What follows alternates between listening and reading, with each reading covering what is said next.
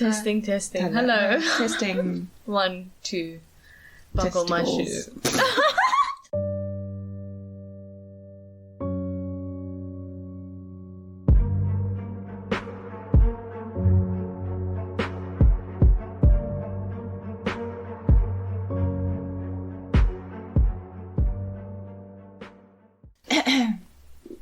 Hi, Chanelle.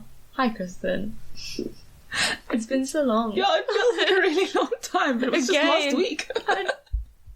It's because last week we recorded on a Saturday. This week we're recording on a Tuesday. Fun fact. Yes. I only did my notes today. Fun fact. I only finished mine today. It's been a week. Mercury is finally out of retrograde, I think. Yes, it has gone. Yes. I think. Direct, that's it. The stars. Yeah. Thank you. They're finally aligning for the good, not for the bad. Oh. It was rough. It was a rough one. Hello. Oh, I have told you. I was just about to talk about the Dolls' new song. Yes. Again. I've been obsessed with it since it came out on Friday. I listened to the first half of it when you told me it was out. And then I went back to listening to reggaeton. I listened to it like 12 times the first day. That's actually really little. When Hayley Kiyoko released her one single, I listened to it 50 times in one day. Oh my gosh. Now that's dedication. Like literally it was on repeat while I was at work the entire day. And when I got home, I knew put it the on song. again. Yeah, I know it. Off the heart. I should listen to more Adele, but it's just so sad. Oh, but that's what I love. I love the sadness. You emo. I'm a Cancer moon. It's like, bring me the sad. I am the sad. Oh, not really. Oh, man. This is Law Noman. No, we didn't say that together. Hello. Again. Welcome to Law and Omen, a true crime and paranormal podcast. This is just what we're doing now. We've lost the plot. We've forgotten how to do this. Yeah. I'm not even drinking. Again. I'm drinking a Monster. I might be hyped up on caffeine today. Oh no. Well, I'm having my first wine for the day. Alright. How do we brain? Maybe I should put the lights on so you can see what you're doing. I have watched Squid Game. It's so good. So did you finish it? Yeah. Oh, it's so good. It's so good. I think we started it on either Thursday or Friday night. By Sunday it was done. Yeah, it's so good. Like, you can't stop watching it. No, you can't. And like the twists and the turns is just incredible. It was. I had an emotional roller coaster of a time, really.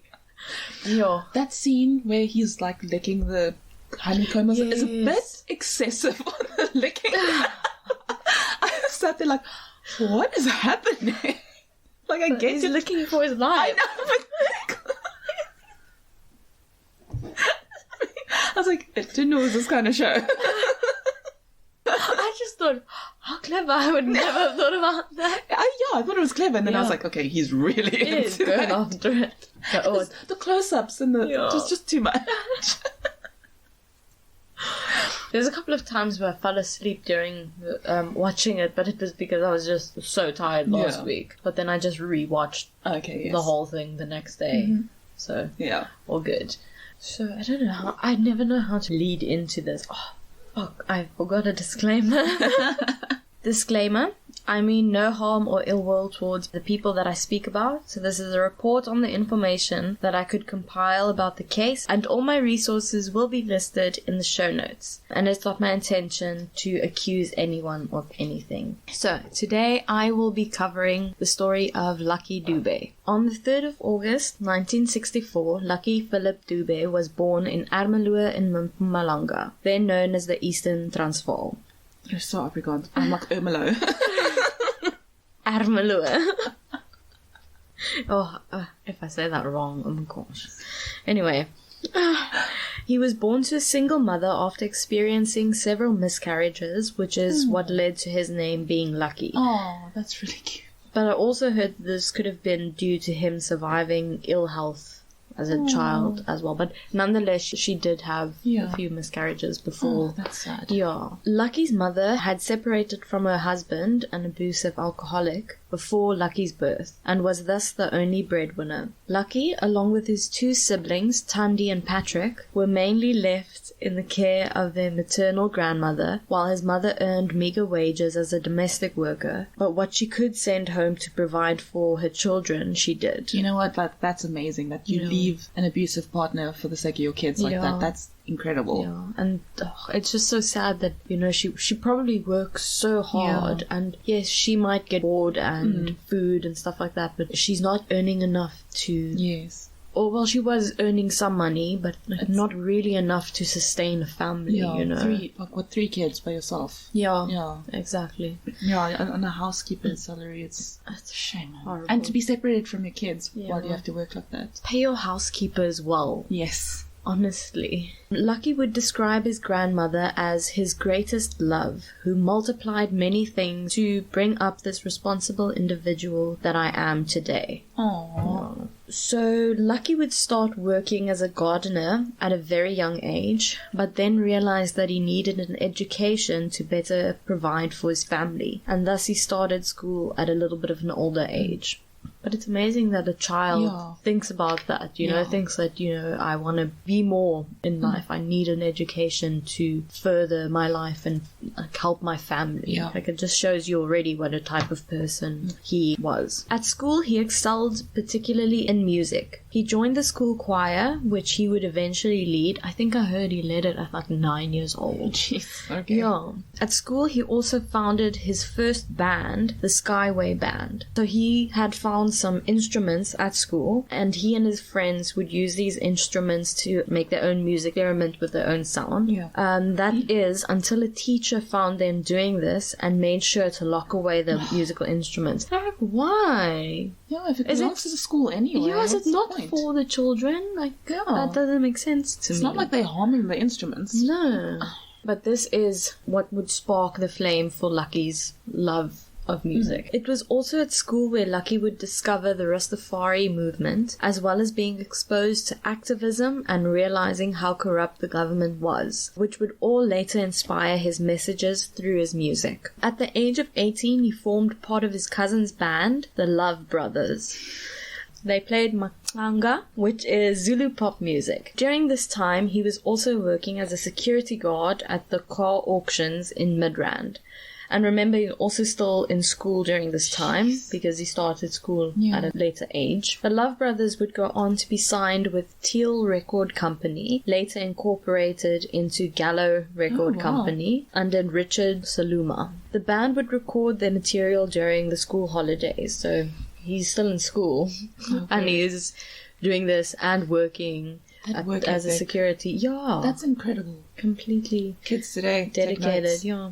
Oh, the album that was first released by them would be called Lucky Dube and the Super Soul. Lucky wrote and sang on the second album they released, and it was during the same time that he would begin to learn English. Lucky would start moving into reggae music as time went on, and he drew inspiration from Jimmy Cliff and Peter Tosh, both Jamaican reggae icons. He felt that the socio-political messages that were often associated with Jamaican reggae were relevant to South African audiences that were living in an institutionally racist society. He started off by only occasionally performing reggae songs, but saw the positive reception it got when he performed it and started almost exclusively playing reggae. However, his first reggae album, Rastas Never Die, was banned from airing on public radio by the apartheid government because it believed that the album would turn people against them. Yes. And I'm like, duh, that's kind of the point. Yeah. Because you were fucking wrong. Yeah.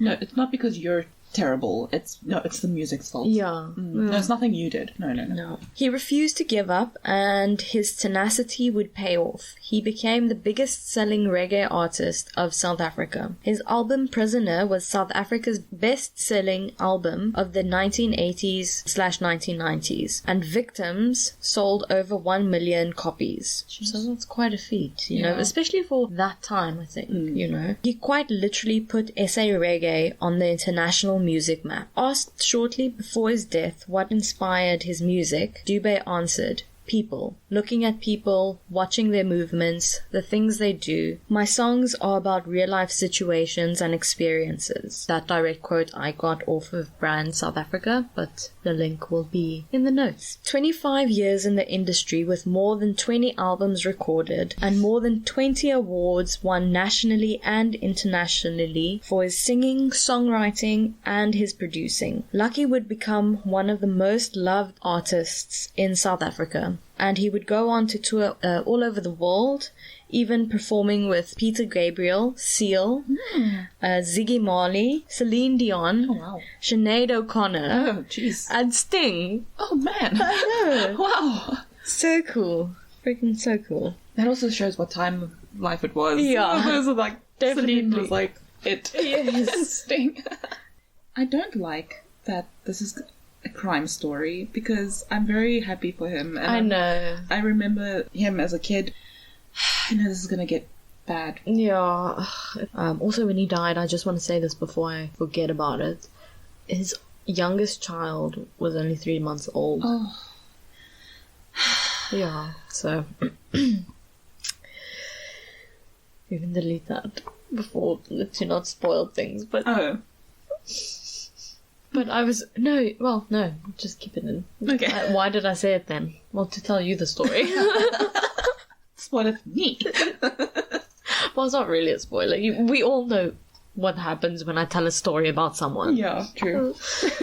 To get the feel for the artist or get a basic introduction, check out 3 albums, starting with The Rough Guide to Lucky Dube from 2001. For some classic Dube goodness, get The Prisoner from 1990, which was one of Dube's early international hit albums, or Respect, released in 2006, which was Dube's final studio album. In addition to performing music, Dube was a sometime actor as well, appearing in feature films Voice in the Dark, Getting Lucky, and Lucky Strikes Back. I don't know if that was a play on his name. Yeah, and isn't Lucky Strike cigarettes? Yeah, aren't they? Yeah, I think so. Lucky would marry his wife, Chanelle, which is one of my favorite names, and would go on to have 7 children. Why? Yeah, that's a lot. That's many children. But this is also, I think, before global warming was like... I know it was still a thing, but it wasn't prevalent. It's not as prevalent as it is now. Now we're all much more educated on the effects of an overpopulated world. Because that's like 1 kid for every day of the week. That's a lot of kids. Oh, you exclusively look after that child on that day of the week. That's one way to handle it, I guess. He bought a farm in KwaZulu-Natal where he would record his music, and he also had horses there, which he had a great love for. He was a peaceful person, even when he was touring. He wouldn't even go out and party like you would expect. You know, I think music tours are always known to be like heavy party vibes. He preferred staying in and watching movies, which... Same. Same. You introverts. On the night of the 18th of October 2007, Lucky and his family had been driving home together after spending some quality time enjoying a meal at the Eastgate Mall. In the car was Lucky and his 2 children. They approached the home of Lucky's children's uncle when they were ambushed by a few armed men. They began banging on the windows and demanding to take the car. So as the hijackers banged on the window of the Chrysler, Nkuli and Tokozani Dube, his children, ran away screaming in terror, and also going to find someone to help them. One of the assailants managed to get into the car, but Lucky used the car horn to alert those around him. So he honked the horn. Unfortunately, after he did this, one of the hijackers shot him twice at point blank range through the front seat. He was in the back and he shot him through the headrest, I guess, ending his life. Lucky's children, who had run to go and get help, had returned, and they saw the car had rolled into a tree with their father lifeless in the car. It's brave of the kids to go back.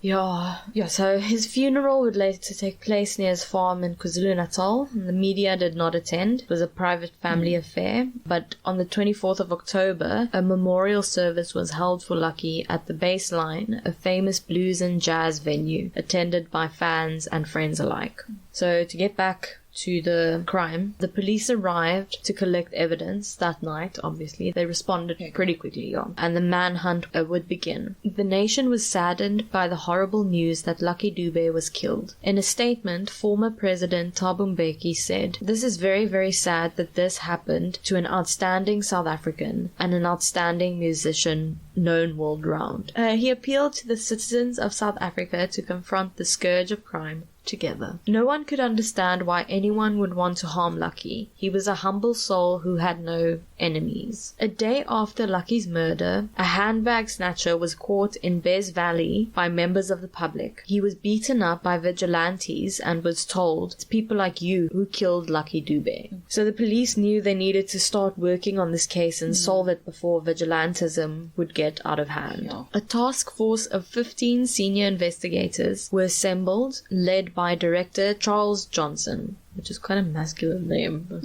I don't... Because Johnson. Yeah, probably. But don't they call the toilets Johns? Johns. I thought it was Charles.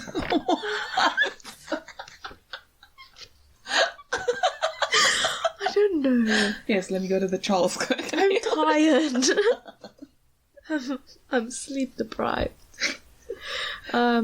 Okay, Charles Johnson. 3 days after the murder, investigators would lift usable prints off of Lucky's car. A left palm print inside on the back door and a right palm print lifted from the driver's window inside the car. They could run the prints and they were matched to 2 men who were already in the system. Although they had never been convicted and sentenced, they had been reoccurring offenders. The positive match of the prints along with a tip-off would lead them to an address in Spruitview on the East Rand. Just before dawn on the 21st of October 2007, the investigating team gathered together to arrest the suspects. The first home they went to was the residence of Mozambican Charles Salinda, the brother of one of the suspects. But the suspects were not at this residence. Charles took them to Vosloorus, where his brother, Ludwe, this is a very difficult surname, Ludwe Gowe and Sifiso Mkanta were renting rooms. If I tell you I have practiced this, I'm not lying, but I don't know, I have stage fright and I can't say it anymore. In Sifiso's room, they found 2 unlicensed guns with the serial numbers filed off. So that's already, you know what's going to happen next. The firearms were sent to be examined by ballistics. In the yard of these 2 men, they also found a Mercedes compressor, which was stolen in a hijacking the night before.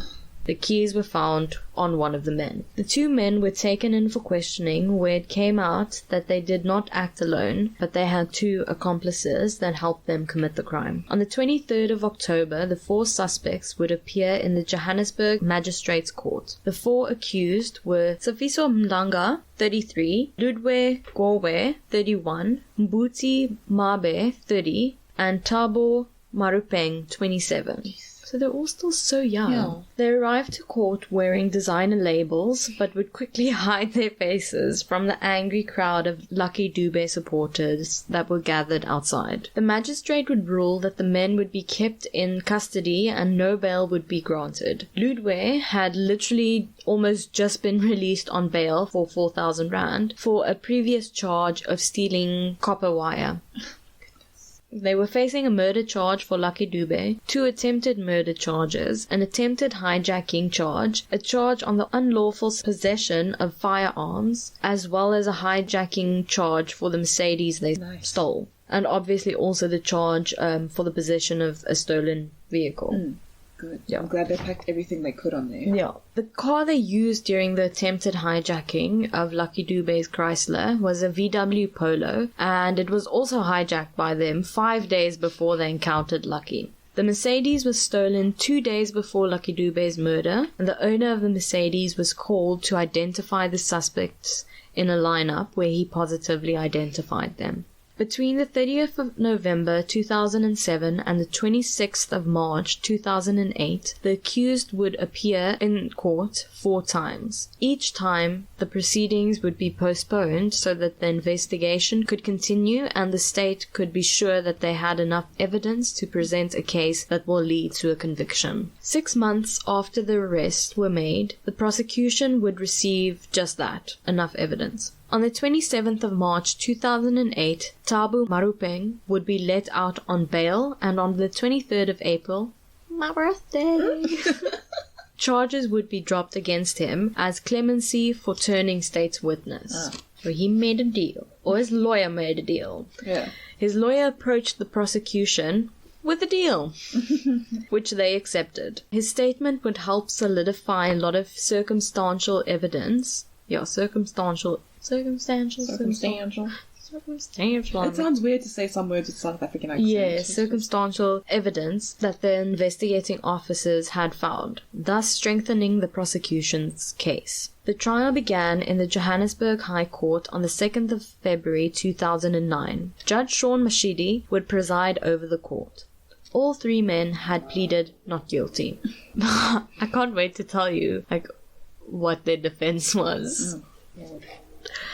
So both Thabo Marupeng and his wife would take the stand and testify what happened on the night of the 18th of October 2007. The spouses were at a timeshare meeting. Lol, even at the time, do you still remember timeshare? That's such an American concept, what the heck? Didn't you have timeshare? What do you, My dad has timeshare. Or had timeshare when we were growing up. I've never heard of South Africans having timeshare ever. Really? I've always just seen it on American shows. I'm not 100% sure how it works exactly, but I know we could only go to certain places on holiday or something like that. We went to the same place a lot. But that's just because my dad's also a creature of habit. Oh. There was a time where we used to go to Mug and Bean every Sunday, and it was the same Mug and Bean. Every Sunday, without fail, we would go to that Mug and Bean, and my dad would have the same breakfast. Would you sit at the same table if possible? Yes. And we had the same waiter if possible. My dad asked for him by name. Oh my. But my dad would tip him well. Yeah. He was a really good waiter, but still. If you're out there and you used to work at Mug and Bean, there's a tall white man who always asked for your table, and he had 2 children, little girls. That was me. Hope you're well. Now bring us cheesecake. Oh, Mug and Bean's cheesecake. Mm-hmm. Yum. So, the spouses were at a timeshare meeting on the evening of question, and Marupeng received multiple calls from the men and arranged to meet up with them later that night. By the time they met up, the 3 other men had already hijacked a vehicle, a red bakkie, and they were now on the prowl for a luxury vehicle to steal. That is when they spotted the Chrysler. 2 of the men approached the car they were stalking. Marupeng and Mbuti Mabe stayed in the VW. When Lucky Dube hit the car horn, it was Sifiso who shot him from the backseat of the driver's side and killed him. Thabo Marupeng said that this was the first time since he had been in the group doing these criminal acts that someone had actually been shot. That scared him, and he asked Sifiso why he had shot the man, to which he replied, "That Nigerian did not want to let go of the car. Maybe there's something in the car. Maybe there's money." They then went to drop off the VW at Marupeng's house, and left in the couple's bakkie and another car. Driving to a location that they had stashed another car that they had stolen earlier that night, that one that we spoke about, only to discover that it was no longer there. There was a tracker in the car, and the tracking company found it and took it back. They then returned to the scene of the crime while police were gathering evidence in order to see if anyone recognized them. What? Why would you do that? I'm not for them. I'm not rooting for them. But that seems so risky to me. Why would you even attempt that? What if someone did recognize them? Yeah, then what are you going to do? You're going to shoot them while the cops are there? Yeah. Anyway, stupid. The next day, Marupeng realized who they had killed when he watched as the news was flooded by the tragedy of Lucky Dube's death. His wife begged him to go to police, but he said that they would both be killed if he did that. So that's why he didn't come clean first off. So that was his statement, and prosecution rested their case. The defense took the stand next, and obviously they would really try and discredit Thabo Marupeng, because he's the easiest thing to try and discredit, because he was a criminal. Yeah. He had committed crimes before, so it's easy to place that. Yes, exactly. Poke holes in him is the best way of describing not it. In him. No, in the story. Yeah. Yes, or in this character. Yeah. First up on the stand was Mbuti Mabe, and he said that Mariping was only trying to implicate him in the case because he thought that he had been having an affair with his wife. She denied though having known him at all, only meeting him after the men had been arrested, so not true. Further trying to call Mariping's statement into question, both Sifiso and Ludwe said that they had alibis on the night in question. They were saying that they were with their girlfriends all night. Sifiso further went on to say that they were verbally abused and were not read their rights by the arresting officer. So let me tell you why I think they kind of maybe forgot how their whole arrest thing went down. When the police arrested them, they were still drunk from the night before. Oh my goodness. Because they were out celebrating the Springboks winning the World Cup. And like I said, it was just before dawn when the police went out to go and arrest them. So they were still from. My goodness. Yeah. Just imagine that. You don't even remember getting arrested. Yeah, so I think they were just like, Your Honor, that's what happened. But they were drunk. Oh. So in their minds, that could have maybe happened, but that's not really what happened. Yeah. Stupid.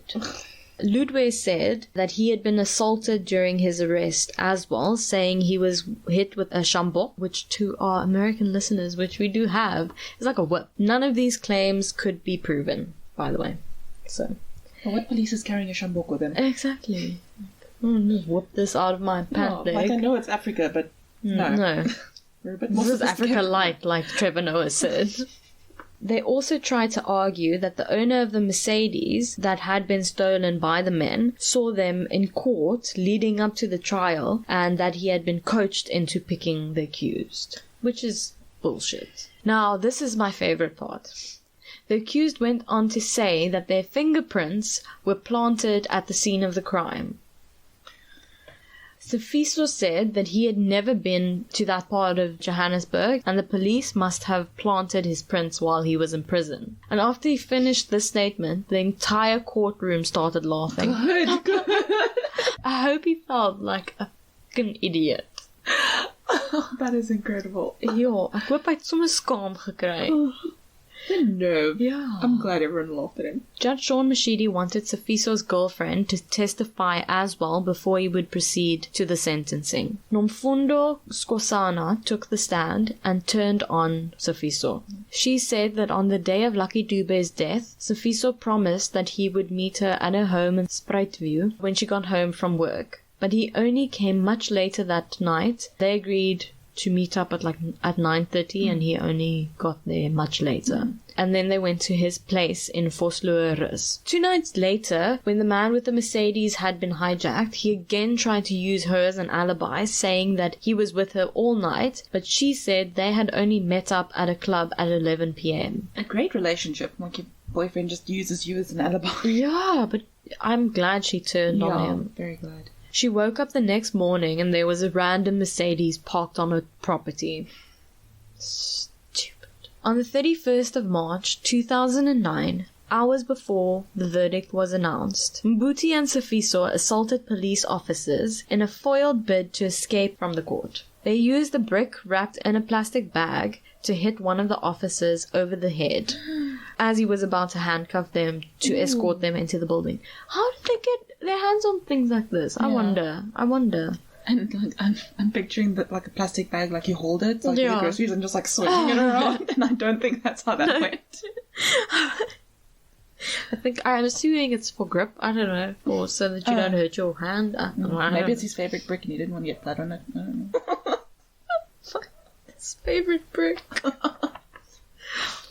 So more officers rushed to help, and 3 more would be injured before they could restrain the 2 men again. So they really put up a fight. Yeah. Sifiso and Mbuti would appear in front of the judge with their heads bandaged as well, because they also suffered injuries during the scuffle.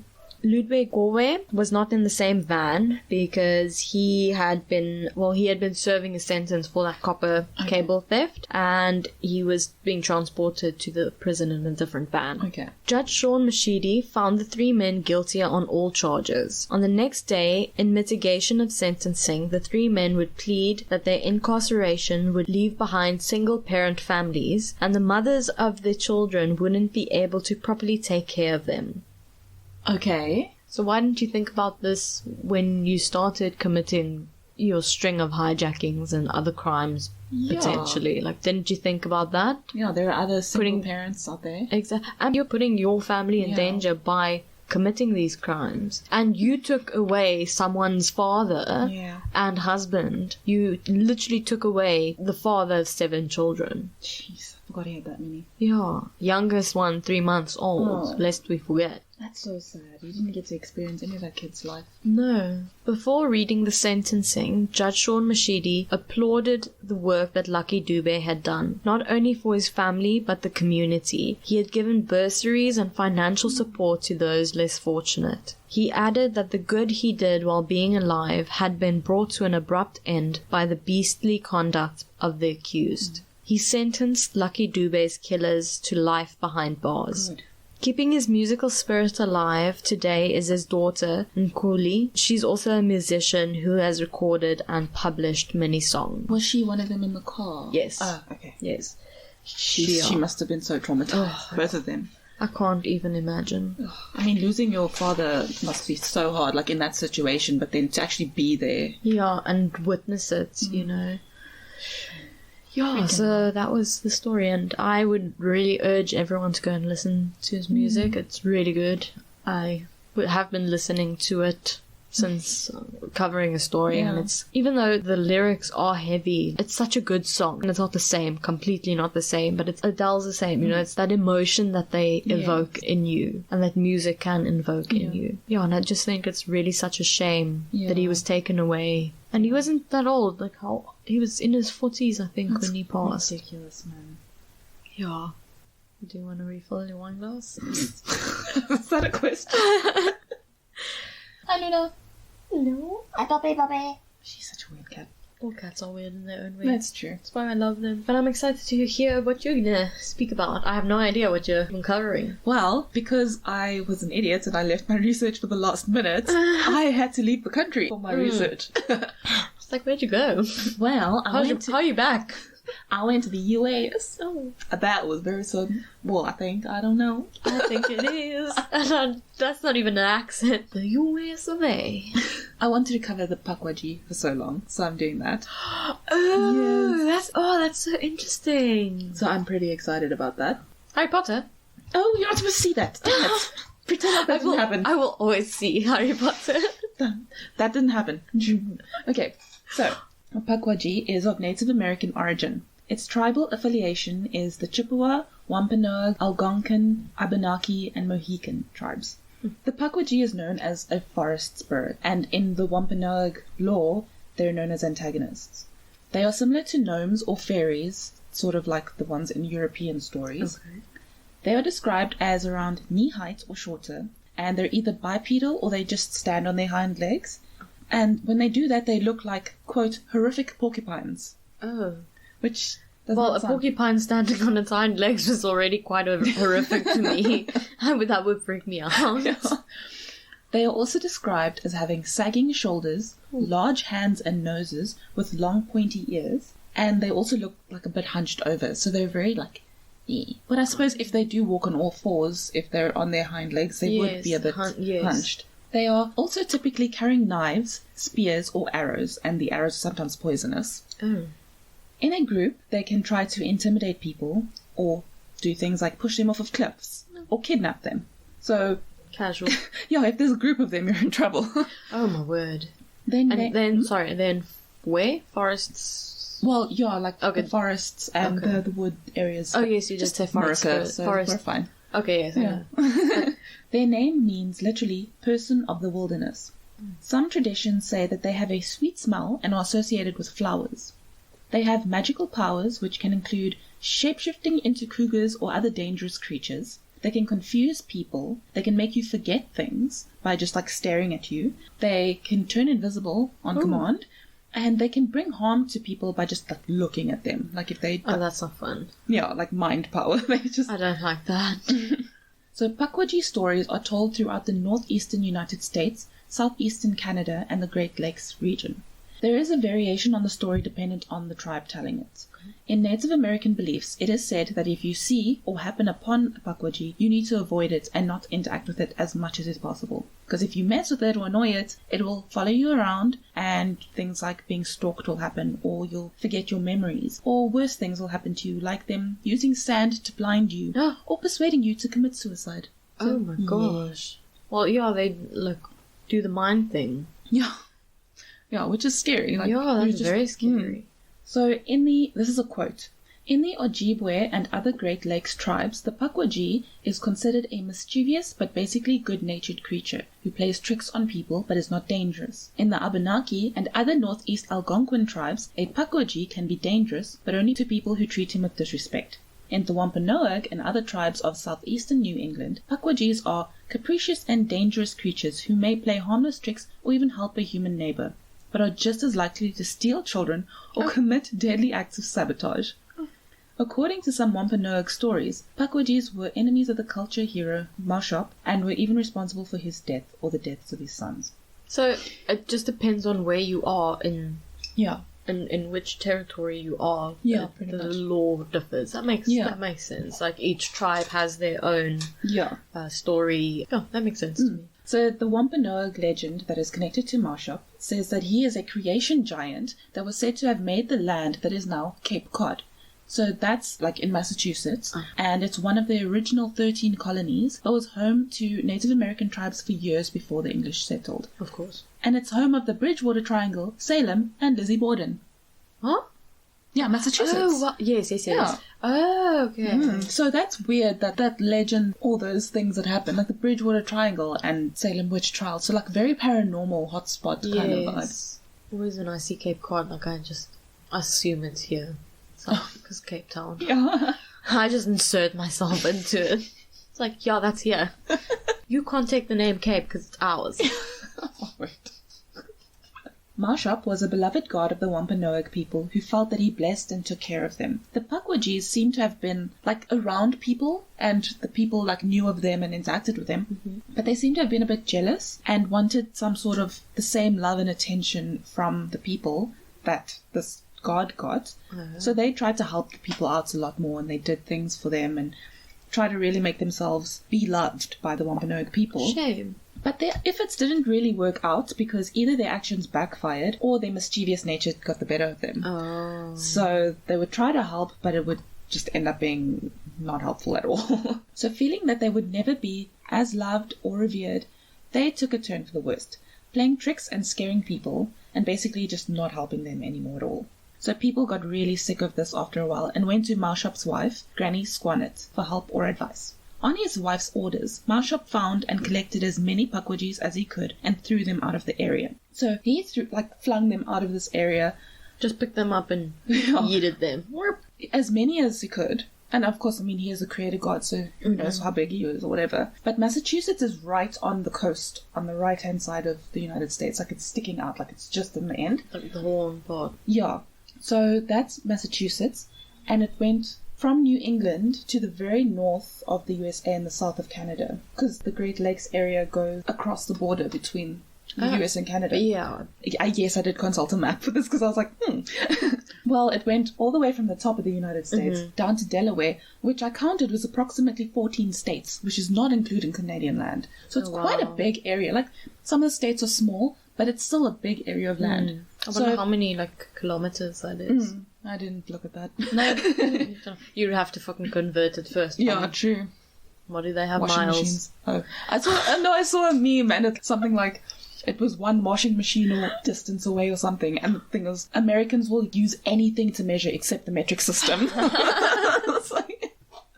I saw TikTok. There was this American girl. She's like, does anyone have an idea why we use Fahrenheit instead of clitoris? Or whatever. And then there was a stitch with another lady that said, It was said that the founding fathers couldn't find it.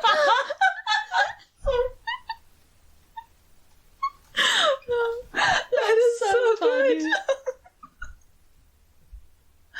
Oh, that's great. Don't know how we got to that, but I'm glad we went there. So, Mashop hoped that separating the Pukwudgies like this would make them weaker or lessen their power in some way, especially given the fact that they can attack in groups. You know, so he hoped that separating them, they would leave the humans alone and things would be fine. And he was happy with his, quote, work, but he was tired, so he and his wife took a bit of a break, like a sabbatical thing. Don't know where they went or what they did, but during this time, the Pukwudgie also I started abbreviating pucks. So I couldn't be bothered to type it out, and then I stopped capitalizing the P after a while too. Oh, okay. So during the time that Mashop was gone, the Pukwudgie snuck back into Massachusetts, where they learned that the tribe were basically responsible for them being scattered around. Because they had now gone and said, hey, they're bothering us. And drama ensues. Yes, literally. So the Pukwudgies were then really annoyed, and they ramped up their attacks on the tribe. They would do attacks. Oh, attacks. Okay. I was like, now we're Robin Hood? If they just taxed them, that would be fine. Because what they did was, they set fire to the villagers. Oh. They stole the children. They would lead people who were lost in the woods to their death, etc. So, that was worse. I don't like that at all. Yeah. So, Mashop knew that this was happening, but he didn't want to return just yet. I don't know why. So, he sent his 5 sons... Couldn't be bothered. Yeah. He sent his 5 sons to resolve the issue. Maybe he had, like, not tennis elbow, but, like, from throwing them. I love that disappointment in your life. I know, I feel it too. No disappointment. So, the problem is that the sons were not a match for the Pukwudgies, or as I said here, the sons were, however, not a match for the sons. The Pukwudgies, unfortunately, killed all 5 of the sons. Oh, because they, like, ganged up on them and they just killed them all. Oh, no. So now Mashop and Granny Squannet, they heard about this, or they knew about this, and they were super angry. Yeah, they were like, that's all our kids. So they... That's all our kids. That's one for every day of the work week. I'm so sorry. We only paid attention to each one on their day. Why do you think I only have you over once a week? So, Mashop and Granny Squannet, they were angry, they came back, and they killed as many Pukwudgies as they could. It says that many of the Pukwudgies escaped to New England. So, that's Maine, Vermont, New Hampshire, Massachusetts, Connecticut, and Rhode Island. All familiar names. I have no fucking idea where they are. According to some stories, the Pukwudgies then found Mashop, and a large group of them killed him. And then after the story... Mashop appears to mostly disappear from the Wampanoag myths and legends. Huh. So he's just, like, not really part of their stories after that point. Which is interesting. Because you'd think, like, a creator god would continue to be part of your stories and your myths. Yeah. So, yeah, that's interesting. Well, maybe they felt like they didn't really help them in any way afterwards. True. And then he's just sent his sons to go and deal with the... kind of problem that he made, because he didn't really deal with it. He literally just chucked them away. That's true. After I did all this research and I went to try and find stories, I just found one. I'll maybe go into looking for experiences and stories in another part, but there's one, it's a quote from I don't know where, but all the sources are in the notes. One woman claims she came across a Pukwudgie while walking her dog through the woods. Even though she left it alone and went home, the creature would commonly appear at her window and wake her up. These occurrences continued until she moved away, which goes with the whole stalking thing. Yes. Oh, I hate that. But that sucks that, like, you leave it alone and it still goes after you. I don't like that. Yeah, no. No. Don't follow me home. And then while I was doing it, I saw a Harry Potter reference, and because Chanelle is obsessed, I had to include it. Pukwudgies have been identified by J.K. Rowling as magical creatures in the Harry Potter universe. In a description on Pottermore, Rowling describes the creature as follows. The Pukwudgie is also native to America, a short, grey-faced, large-eared creature distantly related to the European goblin, fiercely independent, tricky, and not overfond of humankind, whether magical or mundane. It possesses its own powerful magic. Pukwudgies hunt with deadly, poisonous arrows and enjoy playing tricks on humans. Pukwudgie is a symbol and a name of one of the houses in the Ilvermorny Wow. Either. Oh, that Was just my tummy, stomach? sorry. No. Ivermurny. Yeah, it's the US school. Ah. With Oh. The Ivermurny School of Witchcraft and Wizardry that is said to represent the heart of a wizard and favour the healers. Rowling's use of the Pukwudgie and other indigenous lore was criticised for cultural appropriation and colonialism. Yes. Just added to her list of Yes, offences. because she's also anti-trans, which is not great. That's why I like Harry Potter and the nostalgia that it brings and what it was for me as a child, but I don't stand JK anymore. Anyway, that was the Pukwudgie. Our first venture overseas. Yeah, you were the first one to go overseas. Thank you for listening to our rambles. And you can find us on our Instagram at Law and Omen. And on Facebook. The same handle. Same. And you can email us. info@lawandomen.com. And the website is lawandomen.com. You can find us on all Spotify, all platforms. And if we're not on a platform that you're listening to or that someone you know is listening. No, wait, what am I saying? Yes, that's right. Yes. If we're not on that platform, if we're not on a platform and you want us on that platform, tell us. Yes, and we will try our best to get there. Yeah. And like and follow, please. That would be great. Suggest us to your friends. Suggest us to your enemies. Especially your enemies. Everybody. It'll help. Yeah, that would be great. And stay safe. Stay safe and have a great week. Yeah. Love you.